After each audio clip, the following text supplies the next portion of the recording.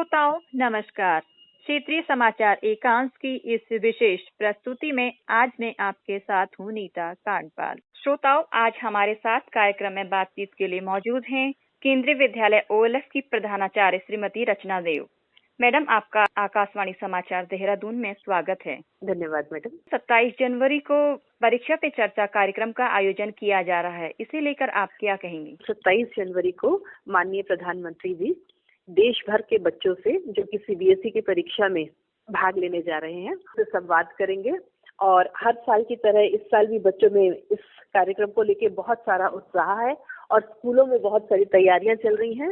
इस कार्यक्रम के पहले उसका एक पहला चरण जो दिया गया है उसमें 23 तारीख को एक painting on the spot painting competition भी रखा गया है, जिससे परीक्षा से संबंधित ही कार्यक्रम जो थीम्स हैं उनको लिया जाएगा। और इसके अलावा एक चीज मैं और बताना चाहूंगी कि आजकल केंद्रीय विद्यालयों द्वारा रोज बच्चों के वीडियोस बनाकर परीक्षा के ऊपर कोई कविता, कोई छोटा सा प्ले एक्ट है या फिर कोई उनकी किसी भी तरह की उनकी भावनाएं हैं उनको व्यक्त करते हुए वीडियोस भी अपलोड किए जा रहे हैं ट्विटर के माध्यम से, जिन पर परीक्षा से संबंधित सारा का सारा एक पॉजिटिव एनवायरनमेंट बनाने की कोशिश बिल्कुल साफ नजर आती है। पेंटिंग प्रतियोगिता को लेकर आपके विद्यालय में क्या क्या तैयारियां चल रही हैं? हम लोगों 500 केंद्रीय विद्यालयों में से हमारा विद्यालय एक है। देहरादून संभाग के 20 विद्यालयों को ये जिम्मेदारी मिली है और देहरादून शहर के 3 विद्यालय हैं। एक हम OLF हैं और एक हमारा केंद्रीय विद्यालय वीरपुर है और एक केंद्रीय विद्यालय FRI है। उसकी तैयारी करने के लिए हमें कहा गया है। हम लोगों ने सबसे पहले तो अपने आसपास के जो हमारे डिस्ट्रिक्ट में और विद्यालय हैं, चाहे वो CBSE स्कूल्स हो, चाहे वो स्टेट गवर्नमेंट के स्कूल्स हो, कहीं से भी नवोदय हैं, राजीव गांधी नवोदय विद्यालय हैं और अन्य केंद्रीय विद्यालय हैं, हमने सबसे पहले तो वहाँ पर उनको इन्वाइट किया कि वो हमारे यहाँ जो 23 तारीख को कॉम्पिटिशन होने जा रहा है on the spot painting competition, उसमें आए और 5-5 बच्चों को लेकर और उनकी प्रतिभागिता करवाएं। इसी की तैयारी में लगे। इस तरह के कार्यक्रमों को लेकर आपके विद्यालय में बच्चों में क्या प्रतिक्रिया है? हमारे पार्टिसिपेट करने वाले सिर्फ 10 ही बच्चे हैं, क्योंकि उतनी ही संख्या में हमें पार्टिसिपेट कराना है, लेकिन उत्साह इतना ज्यादा है कि अभी भी जो सर्दी की छुट्टियां थी उसमें भी कुछ बच्चे स्कूल में आए और उन लोगों ने ड्राइंग्स बनाई, स्लोगन्स लिखे, बड़ी कलरफुल काइट्स बना के उनके ऊपर डेकोरेशन किया है और वो परीक्षा पे चर्चा से पहले पूरे विद्यालय को बहुत अच्छे से डेकोरेट कर देना चाहती है। तो लगभग 100 से भी ज्यादा बच्चे ऐसे हैं जो कि डायरेक्ट रूप में तो प्रतिभागिता नहीं कर रहे हैं, लेकिन वो बहुत ज्यादा उत्साहपूर्वक इस कार्य में लगे। इस तरह के कार्यक्रम बच्चों के लिए कितने लाभदायक होते हैं? ये कार्यक्रम उनका मनोबल बढ़ाते हैं और ये कार्यक्रम उनको एक्सपोजर देते हैं कि वो अपनी जो भावनाएं हैं उनको कैसे व्यक्त करें और अपनी क्रिएटिविटी को कैसे व्यक्त करें। तो कुल मिला के जो एक फॉर्मल हम लोग एग्जामिनेशन को मानते हैं, धीरे धीरे इस तरह के कार्यक्रम के आयोजनों से, उन पर बार बार बात करने से, उन पर किसी भी तरह की प्रतियोगिताएं कराने से जो बच्चे वो बहुत ही ज्यादा अपने आप को कंफर्टेबल फील करने लगते हैं और एग्जामिनेशन जैसी फॉर्मल चीज भी धीमे धीमे एक इनफॉर्मल रूप तैयार करने लगती है। तो इस तरह से हम कह सकते हैं कि जो परीक्षाएं हैं बच्चों के लिए एक आयोजन की तरह है, एक उत्साह बढ़ा आयोजन की तरह है और अब धीमे धीमे उनका डर कम हो रहा है। सबसे बड़ा फायदा ये है कि जब वो उस तरह से इन्वॉल्व हो रखे हैं तो उनका जो डर है अंदर से परीक्षा के बारे में भय होता है वो कम होता है। कार्यक्रम के लिए आपके विद्यालय से कितने बच्चों ने प्रतिभाग किया है? केंद्रीय विद्यालय OLF के 10 छात्र इसमें प्रतिभागिता करेंगे और 5 छात्र केंद्रीय विद्यालय IIT से, 5 छात्र केंद्रीय विद्यालय OFD से आएंगे और 10 बच्चे नवोदय से आएंगे। इसके अलावा 70 बच्चे हैं जो कि हमारे आसपास के इस डिस्ट्रिक्ट के या आसपास का एरिया मान लीजिए, वहाँ के 14 स्कूलों से 5-5 बच्चे आएंगे। तो कुल मिलाकर 100 बच्चे मेरे विद्यालय में होंगे और इस तरह जब 500 विद्यालय केंद्रीय विद्यालय से आयोजित करेंगे तो 50,000 बच्चों का आयोजन केंद्रीय विद्यालय संगठन कर रहा है। इस प्रतियोगिता की क्या थीम रखी गई है और निर्णायक मंडल में कौन कौन शामिल है, इस विषय पर कुछ जानकारी दीजिए।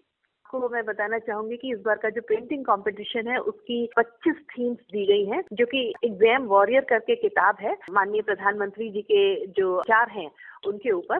तो उसमें 25 मंत्र उन्होंने दिए हैं, उन 25 मंत्रों पर ही बच्चों को ड्राइंग एंड पेंटिंग बनानी है। सारी चीजों का जो प्रबंध है, मतलब कागज का है, कलर्स का है, पेंसिल्स का है, ये सारा हमारे विद्यालय को ही करना है। और जितने बच्चे इसमें भाग लेंगे उनको सभी बच्चों को 100 के 100 बच्चों को हम लोग डिजिटल सर्टिफिकेट्स देंगे, लेकिन एक ज्यूरी आएगी जो कि ऑन द स्पॉट ही उन लोगों को निरीक्षण करेगी और परिणाम निकालेगी। तो जो टॉप 5 बच्चे होंगे उनको हम लोग NBT द्वारा प्रकाशित जो बड़ी इंस्पायरिंग किताबें हैं, 5 किताबें किताबें देंगे और उनको हम लोग फिजिकल फॉर्म में सर्टिफिकेट्स देंगे। बाकी सब बच्चों को डिजिटल फॉर्म में जाएंगे और सभी बच्चों को एग्जाम वॉरियर नाम की जो पुस्तक है, इसको जो हमको एनसीईआरटी फिलहाल इसको अवेलेबल करवा रहा है, ये सारी की सारी किताबें हम बच्चों को उस दिन प्राइज में देंगे। ये जो कार्यक्रम है इसमें थीम तो मैंने अभी आपको बताई। हम लोगों का जो टाइम है कंपटीशन का वो सवेरे 10 बजे से 12 बजे तक है, 23 जनवरी सोमवार को। और जो बच्चे क्लास 9th से 12th तक पढ़ रहे हैं वो इस कार्यक्रम में भाग लेने के लिए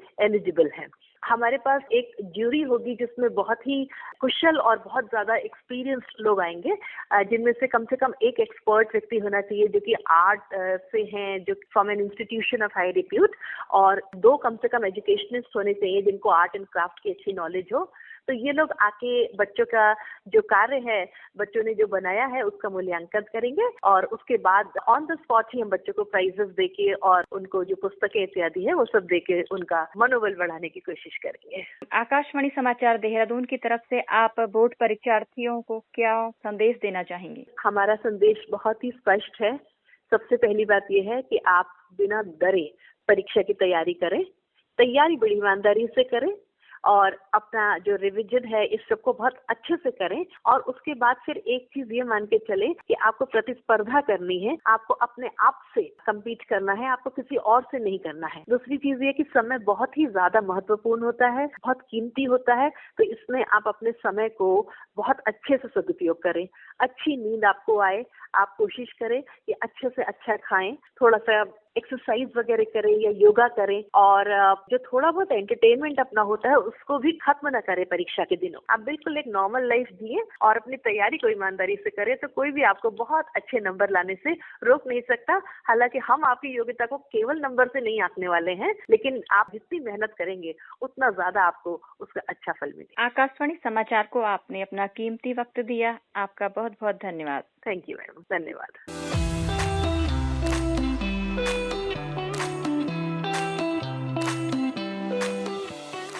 कि आप कभी एग्जाम को ही एक चिट्ठी लिख दो, हे डियर एग्जाम,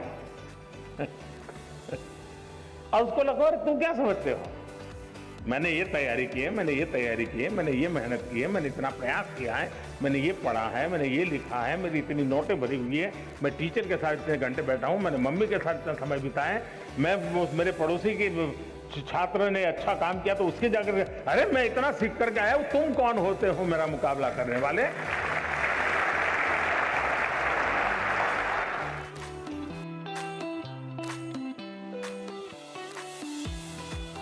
श्रोताओं, आज के कार्यक्रम में बस इतना ही। कल आपसे इसी वक्त फिर मुलाकात होगी। तब तक के लिए मुझे दीजिए आज्ञा।